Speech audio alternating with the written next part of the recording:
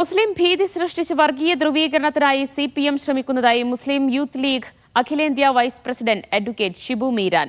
സൗദിയിലെ യാംബുവിൽ പൊതുപരിപാടിയിൽ സംസാരിക്കുകയായിരുന്നു അദ്ദേഹം. യാംബു KMCC സംഘടിപ്പിച്ച സമകാലിക കേരള രാഷ്ട്രീയം എന്ന പൊതുപരിപാടിയിൽ സംസാരിക്കുകയായിരുന്നു അദ്ദേഹം. സംഘപരിവാറിന് പരവതാനി വിരിക്കുന്ന സമീപനങ്ങളാണ് കേരളത്തിലെ CPM നേതാക്കളുടെ ഭാഗത്തുനിന്നുണ്ടാകുന്നതെന്ന് അദ്ദേഹം ആരോപിച്ചു.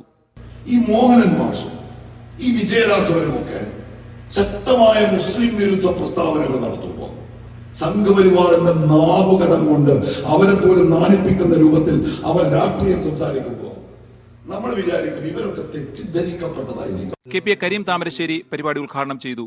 നാസർ നടുവിൽ അധ്യക്ഷനായിരുന്നു. Golden achievement award Dubai Kerala 2024 നേടിയ സിറാജ് മുസ്ലിയാരകത്തിനെയും KMCC സുരക്ഷാ പദ്ധതി കോർഡിനേറ്റർമാരെയും ചടങ്ങിൽ ആദരിച്ചു.